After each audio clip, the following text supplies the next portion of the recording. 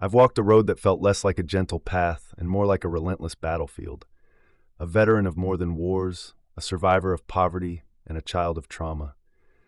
Poverty was my unlikely blessing, teaching me grit before life's fiercest storms arrived. It wasn't just a lack of resources, it was a lack of safety, a lack of trust in the very world around me. I learned how to survive first, how to endure pain, and how to numb the emotions that could tear me apart. I stepped into adulthood with no map, no clear direction, just the weight of a broken identity, terrified yet determined. The trauma of my childhood had taught me that survival was the goal, not happiness, not comfort, but survival.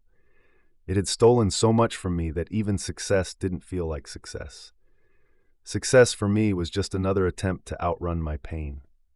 I carried that burden quietly, refusing to admit that the fight inside me, the one I thought was over, still raged in silent wars. I had become comfortable with being what others wanted me to be. I had worked my way into a small corner of the world, managing a local pizza shop, hiding scholarships to Ivy League schools from myself, and pretending that the world outside was mine to conquer, when in truth, I was just barely holding myself together. My car could only go forward, not in reverse, one headlight dimming every path ahead, just like how I felt inside, unbalanced, incomplete, broken. At the time, I didn't know what it meant to ask for help, to trust, to believe I deserved to love and be loved. So I stayed small, held my head down, and let the world pass me by. But life has a way of making you face yourself. When I joined the military, I thought I could escape my past. I thought the strict rules, the rigid schedules, and the structure would force me into the version of me that I thought I should be. But no regulation, no uniform could shield me from the battles raging in my mind. The ghosts of my childhood, the abandonment, the abuse, the deep confusion of not knowing who I was, they followed me into those barracks. I faced a grief that had come long before I could even name it, a loneliness so suffocating, even in the company of comrades who seemed like strangers. The constant monotony amplified the ache of missing home and not knowing how to feel at home anywhere. Every morning in uniform, I searched for myself in hallways thick with quiet desperation. I threw myself into tasks with soldierly precision, living in a haze, because exposing the fragile soul beneath camouflage terrified me, and the emptiness within felt like a wound that would never heal. In those moments, surrounded by sergeants who barked orders, battle buddies whose faces I couldn't yet trust, I learned to bury pieces of myself. The uniform became a shield, but beneath it, I was just a kid, still haunted by the specter of loss, still trying to figure out how to keep breathing. Every win, every accomplishment, still felt hollow. I was not at peace, not with myself, not with the world. I was still haunted by the darkness that I had tried so hard to outrun. Still unsure of whether I was worthy of the light. Then I discovered the beer vending machine just 19 steps from my rack, 10 cans of false courage for $1 each, and suddenly I was invincible. Far from home in South Korea, I no longer had to beg friends for Old English or Mad Dog. Military order meant I could drink freely. Neon-lit bars and foreign tongues became my refuge. Each swallow numbed the ache of being a poor kid in uniform, far from everything familiar. But beneath the buzz, my heart trembled with homesickness and regret. That invincibility was just another form of imprisonment, one I had willingly unlocked. It wasn't just about the booze, it was grief, the loss of the person I thought I was, the loss of my identity, the trauma of a child who had been abandoned, abused, and fought for every inch of who he thought he could become. For too long, I had allowed myself to believe that I had to fix everything, to heal the wounds that had never been properly addressed. But how could I heal when I didn't know what was broken? My survival was a facade, a way to bury everything beneath work, accomplishments, and masks of invincibility. I carried that grief with me, always thinking that it was something I could outrun, until I couldn't anymore. Alcoholics Anonymous became my lifeline, the only way to keep my military career intact. Week after week, I showed up in simple rooms filled with soldiers and strangers, each one bearing secret scars. There were no sermons, only stories of pain and survival. In that crucible, I learned self-medication was hollow, and the grief I carried demanded more, the courage to face my broken parts with brutal honesty. Amid raw confessions and shared tears, I found a strange refuge. Sobriety wasn't a denial of the past, but an honor to the depth of my loss.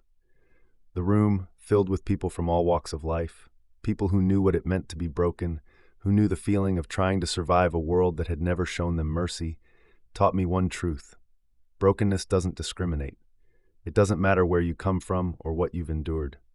Grief, pain, loss, they are universal. I learned that healing isn't a journey with a finish line. It's a forever process. It's something we continue to work at, day by day, because we are bruised and scared daily. We are all just trying to survive, feel loved, feel worthy, and be seen. Healing isn't just about finding peace. It's about embracing the pain and working through it, step by step, because the scars, those invisible wounds we carry, are often the most real. The wounds that stay with us are the ones that shape us and remind us we are still breathing. In those moments of raw reflection, when you sit with your grief, your heart aches but grows stronger. It's in that ache that we find our resilience. I traded liquid courage for communal strength, and I began to rebuild myself piece by fragile piece. Yet despite the growth, despite all the work I had put in, the hurt didn't disappear. It didn't vanish just because I earned a little recognition or made it through another day. There were days when I still felt like I was drowning, days when I wondered if I was ever truly going to be okay. But life, as it often does, didn't give me time to stop and mourn. It kept moving, and so did I. The world kept spinning, and so did I. Two merciless crashes, metal twisted, time shattered, left me staring down mortality twice in a heartbeat. In that wreckage, I felt the ghostly brush of pillars I'd already lost. Mom's gentle strength, Grandma's unwavering faith, my uncle's fierce protectiveness. Their love wrapped around me like armor, whispering through every groan of metal, every broken bone, that I could still stand. And in those darkest nights, it was Camilla, Jim, and Michelle who refused to let me slip under. Hands clasped in prayer, voices cutting through nightmares, tears mingling with mine in testament that hope still lived, even when my world lay in ashes. But it wasn't just grief or physical trauma that tried to claim me. It was the empty promises of perfection peddled on screens, the soft poison of comparison that seeped into my bones. I spent too long chasing a highlight reel life, believing that success or status would finally make me feel whole. Yet when I stepped off that hamster wheel, I faced my journey's raw, unfiltered mess, tears staining my shirt, heart pounding with fear and relief. And in that crucible of clarity, I saw that my pain, breakdowns, and ugly, beautiful resilience were the true marks of greatness. Suspended between life and whatever lay beyond that cracked windshield, sirens wailing, jaws of life at work, I could still hear my dad's voice screaming in my mind. It had been only 3 weeks since losing my mom, grandmother, and uncle, trying to process a double funeral. In the chaos, there was stillness. Every role I'd worn pressed in on me. Brother shielding siblings, friend carrying burdens, colleague steadying storms, son haunted by my mother's plea, "Come back to me." I tasted eternity in my lungs and wondered, had destiny written my final chapter? In that agonizing pause, breath drawn between heaven and earth, I felt a pulse beneath the chaos. I was still here, still breathing, still needed, still bound to fight. Today I stand torch in hand, forged by poverty, battle, loss, and love. I'm a veteran of storms and a warrior of hope. I walk at dawn, feeling the chill cut through my jacket and whisper, "We're still here, we're still breathing." When life hollers, "You can't," I holler back, "Watch me." And when the world tries to snuff out my flame, I remember I hold the match.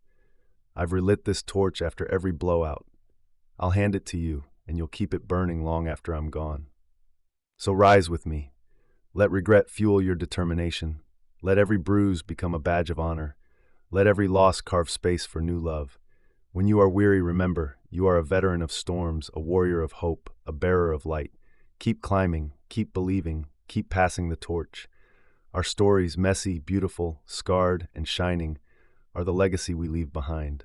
And as long as we breathe, we can become more than we ever imagined. I've felt the weight of a hurt so deep that the thought of forgiveness seemed unbearable, almost like a distant idea that didn't belong to me yet, a concept that didn't seem to apply to the rawness of what I was carrying. Sometimes it felt like a future possibility, something I might consider when enough time had passed, but not yet. Sometimes it felt too heavy and far out of reach, so I turned away altogether. I understand that feeling. I do. If I were sitting at that table, I would have my version of all of that, a mix of emotions too complicated to untangle at once. Guardedness, fear, anger, confusion, frustration, and maybe even the quiet belief that forgiveness was something I wasn't ready for. There were seasons in my life when the word forgiveness felt like an impossible task, when my heart ached so deeply that I couldn't even fathom giving someone the power to heal it. Those were the times I felt the most alone, unsure if anyone could truly understand just how deeply my heart had been shattered. I want you to know that if you're in that place right now, feeling like no one could ever truly grasp your pain, you are not alone. We can walk through that together without judgment or rushing in this space. No one can truly understand your grief unless they've walked through the shadows with you. And in those moments when the world insists that forgiveness is the answer, it can feel like the hardest thing. I felt that struggle, like it's a lesson that's too hard to learn, a weight too heavy to carry. But I've learned that the path toward peace differs for us. Healing, forgiveness, it doesn't come in a neat package or happen overnight. It happens piece by piece, quietly, softly, and when you least expect it.